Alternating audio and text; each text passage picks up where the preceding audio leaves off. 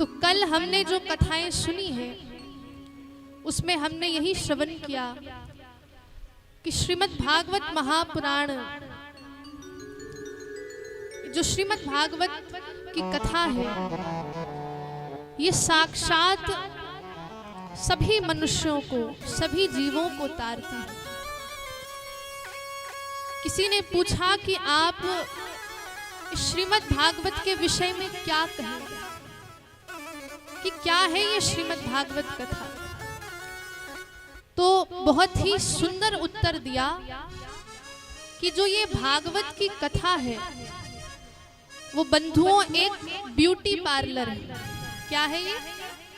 Beauty parlour. अब कैसे है? तो ब्यूटी पार्लर में हम क्यों जाते हैं?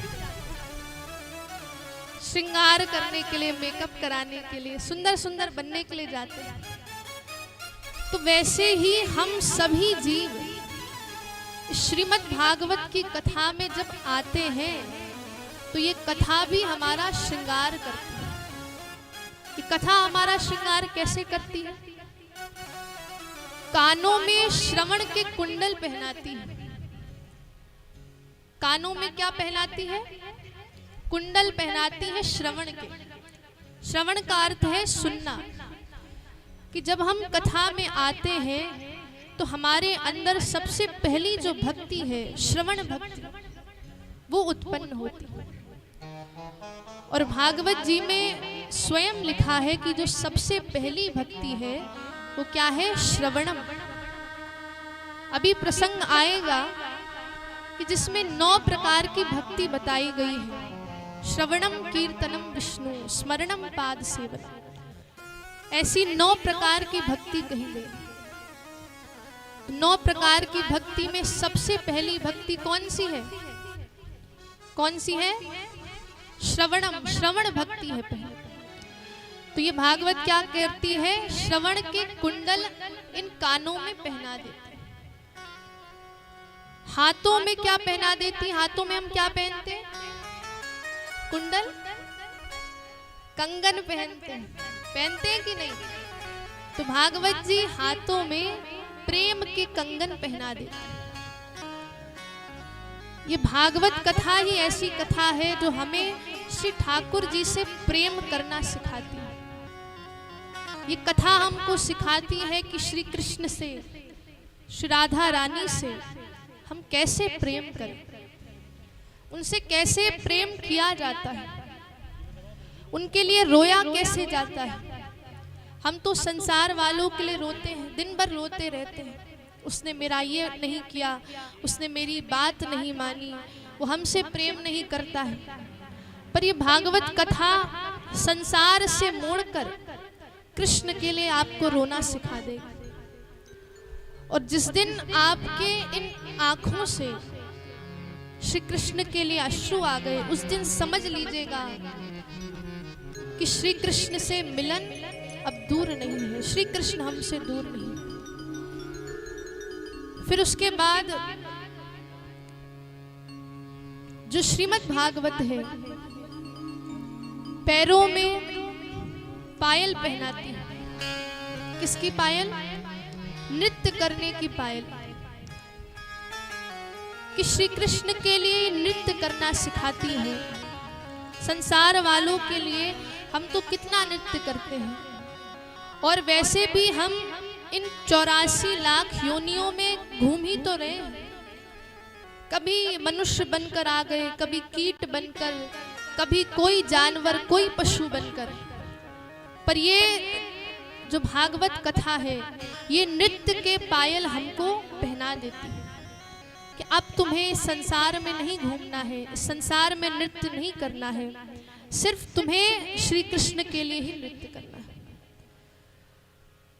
तो ऐसे ये जो श्रीमद् भागवत है, ये हमारा श्रृंगार करती है तरह तरह के से।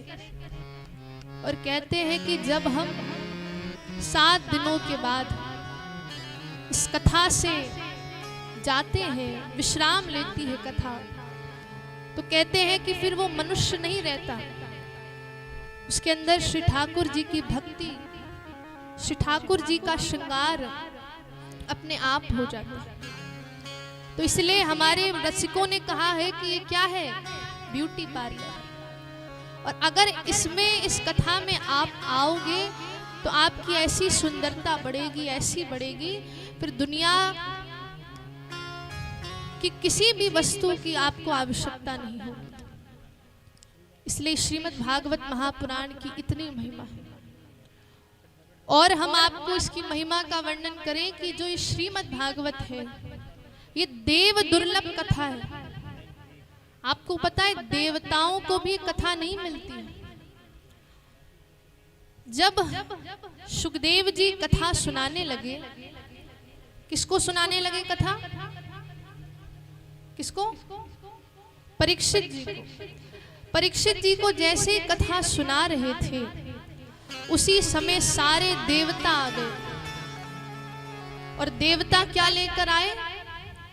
अमृत का कलश लेकर आए।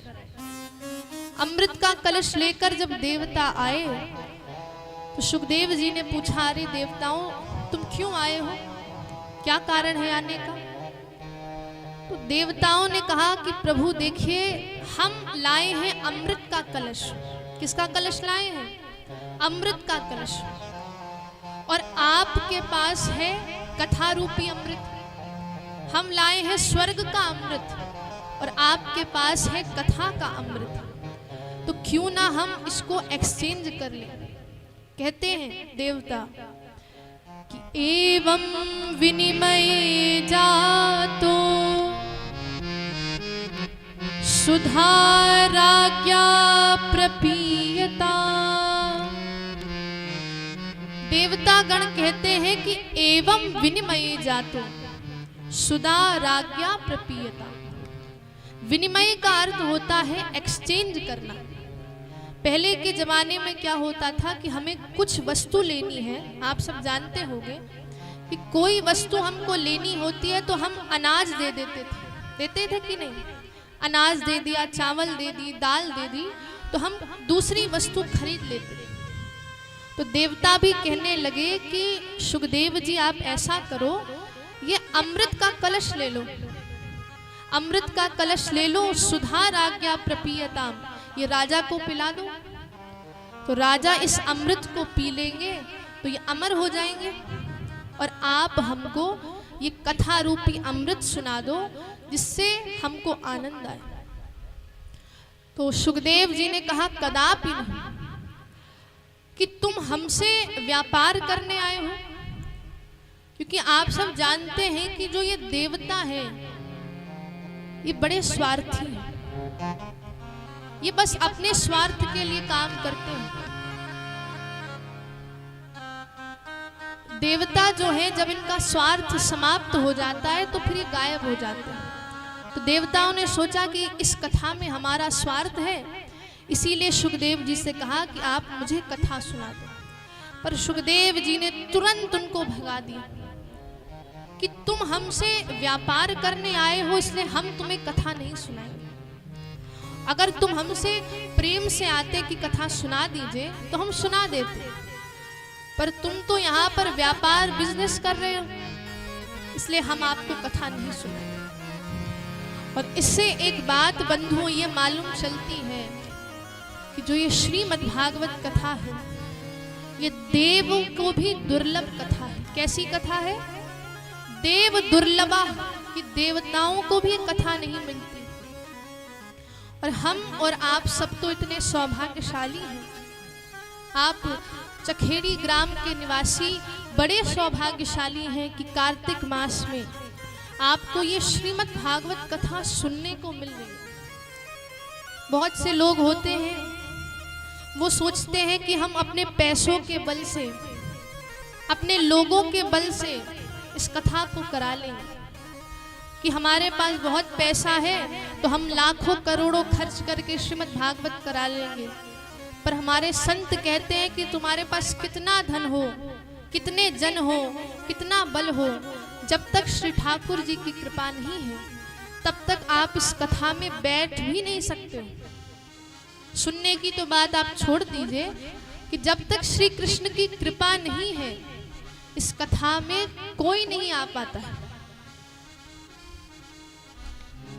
ऐसे ही एक बार एक जगह कथा हो रही थी, तो एक यजमान जी ने कथा करवाई, और कथा कराई थी सर्दियों के समय, खूब सर्दी पड़ रही थी। तो पंडित जी ने कहा कि कलश यात्रा करनी है, सुबह सुबह करेंगे। तो पंडित जी ने कहा ऐसा करो जल्दी से स्नान कर लो। तो वो जल्दी जल्दी के चक्कर में उन्होंने ठंडे पानी से ही स्नान कर लिया। किससे कर लिया स्नान? ठंडे पानी से।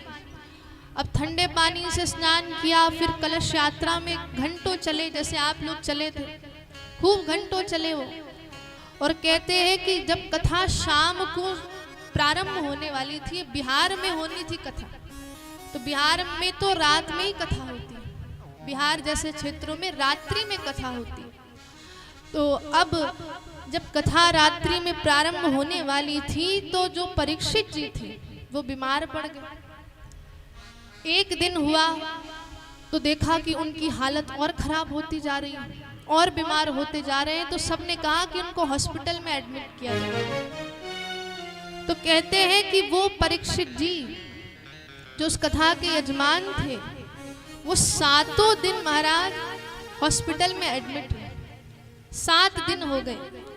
और कहते हैं कि जब 7वें दिन, जब कथा वक्ता भी चले गए, लोग भी चले गए, जो श्रोतागण थे वो भी चले गए, जो घर में लोग आए थे वो भी चले गए, और बस साउंड टेंट वाले बचे थे।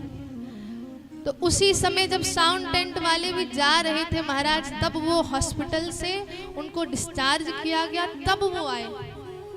तो इस कथा से मेरा कहने का यही तात्पर्य है कि जिस पर कृपा नहीं है भगवान की, वो कथा करा ले, कथा का आयोजन करा ले, लाखों पैसे खर्च कर ले, तब भी वो कथा नहीं सुन पाता।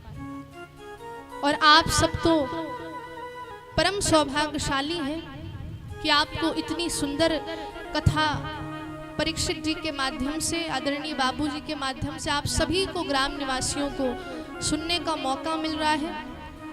तो अगर आप इस मौके का फायदा नहीं उठाओगे ना, तो आपसे बड़ा दुर्भाग्य कोई नहीं होगा।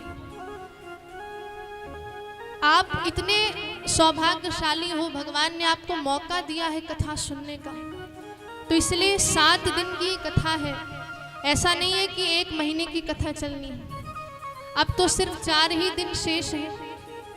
तो इसलिए प्रयास कीजिए कि जो समय आपको बताया गया है उस समय में आइए और ये सुंदर दिव्य श्रीमद् भागवत ज्ञान गंगा का श्रवण करिए। बोलिए।